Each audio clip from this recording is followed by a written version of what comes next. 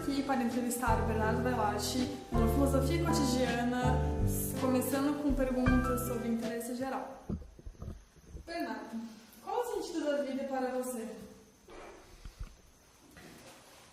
O sentido da vida é uma questão discutida pelos filósofos, pessoas comuns, religiosos, pensadores por séculos, milênios, né? E é aquele tipo de pergunta filosófica que não tem bem resposta, né? Você nunca chega a uma resposta conclusiva.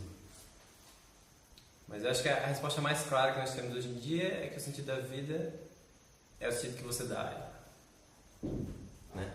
Os animais, eles têm o sentido natural, o sentido biológico.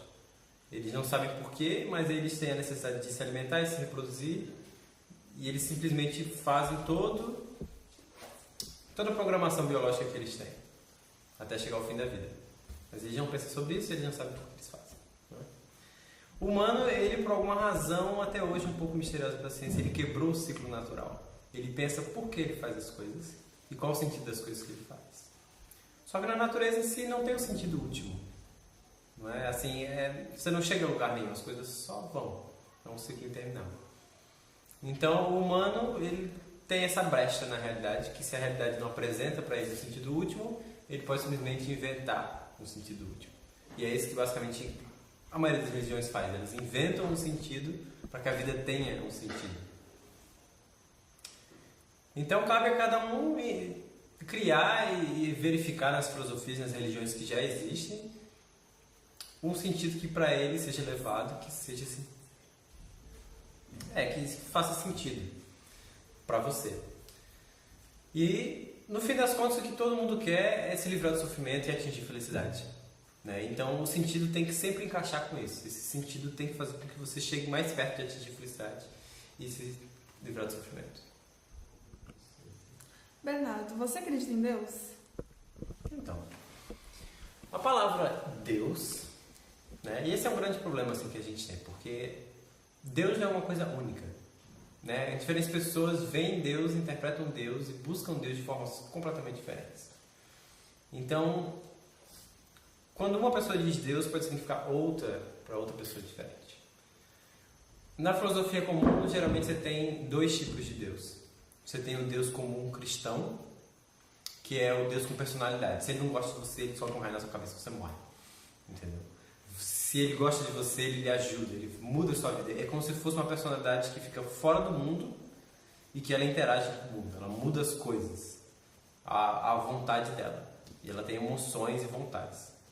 Esse é o Deus comum e é basicamente muito parecido com os deuses de outras religiões. Os mitos pagãos, em que as pessoas fazem oferenda aos deuses para que os deuses fiquem felizes, é basicamente isso. É como se houvesse uma entidade que existe fora do mundo e que a gente precisa tomar cuidado com ela, porque ela interfere no mundo e a gente tem que fazer as coisas que ela quer. Esse é o Deus cristão. Existe uma outra visão de Deus que se assemelha muito com as culturas orientais, por exemplo, com o taoísmo e com o budismo, e que na filosofia ocidental eles chamam de o Deus de Spinoza. Spinoza foi um filósofo judeu e por isso ele judeu assim, as ideias dele também, os judeus não gostavam dele, porque ele dizia que basicamente Deus não tem uma personalidade. Ele é a força que faz tudo correr e se mover e se manter no lugar, mas ele não interfere. Então ele não diz eu gosto de você, eu não gosto de você, você vai para o céu, você não vai para o céu, você vai para o inferno, você não vai para o inferno, eu vou te ajudar nisso porque você está pedindo, eu não vou te ajudar nisso porque você não gosta de mim. Ele é só a força que mantém tudo no lugar. E ele se apresenta como as leis da natureza. Então assim, existem leis que não podem ser quebradas, que elas são imutáveis. Então você tem a lei da gravidade, você tem as leis do espaço e do tempo, você tem as leis biológicas, as leis da matéria, e basicamente isso seria Deus, seriam as coisas que sustentam o universo e fazem tudo existir. Mas não é uma personalidade, ele não tem personalidade. Para mim, esse é o Deus que faz mais sentido. Porque se o Deus não se apresenta a você e diz qual personalidade ele tem, você fica à mercê do que as outras pessoas dizem que é a personalidade dele. E cada religião, cada seção da religião, em cada lugar, diz uma coisa diferente. Você fica muito... Se você for por essa visão, acho que você fica muito perdido. E aí, quem é o Deus? É o Shun? é Alá, é isso, é aquilo, né? Porque ele não se apresenta a nós, ele não chega a nós e diz, eu sou isso. Então você fica muito à mercê das interpretações de outras pessoas. O que é o amor para você? Então, o amor por si só é uma palavra abstrata, né? E assim, por exemplo, como Deus, diferentes pessoas têm visões diferentes sobre isso, né? E acho que cabe a nós dar o significado que a gente acha mais justo. Na nossa cultura assim, ocidental, no geral, o amor tem a ver com romance.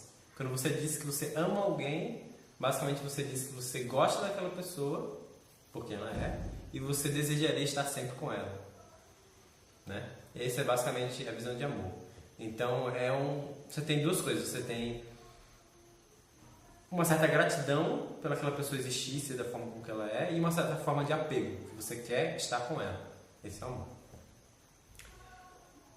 Em outros lugares, assim, existem outras visões de amor. A que eu acho mais interessante, mais clara e lúcida, seria a visão de tipo, o amor é quando a felicidade do outro importa para você tanto quanto a sua própria.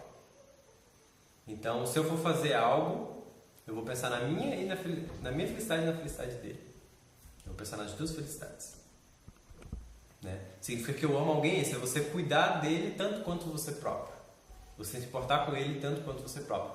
Esse seria o amor chamado não condicional. Né? Porque tem uma diferença bem grande entre o amor condicional e não condicional. O amor romântico, no geral, ele é sempre condicional. Então ele tem sempre uma condição para que você continue a amar a pessoa. Se eu digo que te amo, e aí você vem e você bate em mim, eu posso não te amar mais. Então acabou a condição. A condição foi ferida, eu não amo mais. No amor incondicional seria o seguinte: eu amo você por quem você é, eu quero a sua felicidade tanto quanto a minha. Não importa o que aconteça. Então você expira, você faz coisas erradas, você até me aflige, mas eu ainda desejo que você seja feliz e supere esses problemas. Esse seria o amor incondicional. Então, uma boa forma de você visualizar isso é como se fosse uma mãe com uma filha, por exemplo. Certo? Então, a mãe ama a filha diz que detesta a mãe, que odeia a mãe, que vai fazer tudo de ruim para ela porque ela é assim mesmo. E a mãe tem paciência e ela continua cuidando daquela criança. E aquela criança faz besteiras e a mãe lá vai e ajuda e conversa com ela, e sempre ajudando. Isso seria um amor incondicional. Então, mesmo aquela criança querendo o mal da mãe, fazendo coisas ruins a ela, a mãe ainda continua a amar aquela criança. Um amor assim, mais condicional, uma boa forma de você ilustrar isso é um relacionamento amoroso, romântico, né, no caso, comum. Então eu digo que eu amo uma menina e ela vai e fica com outro cara. Aí eu digo, bom, agora eu não amo mais. Então acabou a condição, acabou o amor também. Então tem essas duas formas, seria o amor romântico e o amor incondicional. Pra mim eu acho que não existe amor romântico. Romanticismo é uma coisa, amor é outra. Então você pode ter um sem o outro e o outro sem o outro. Essa é a minha visão.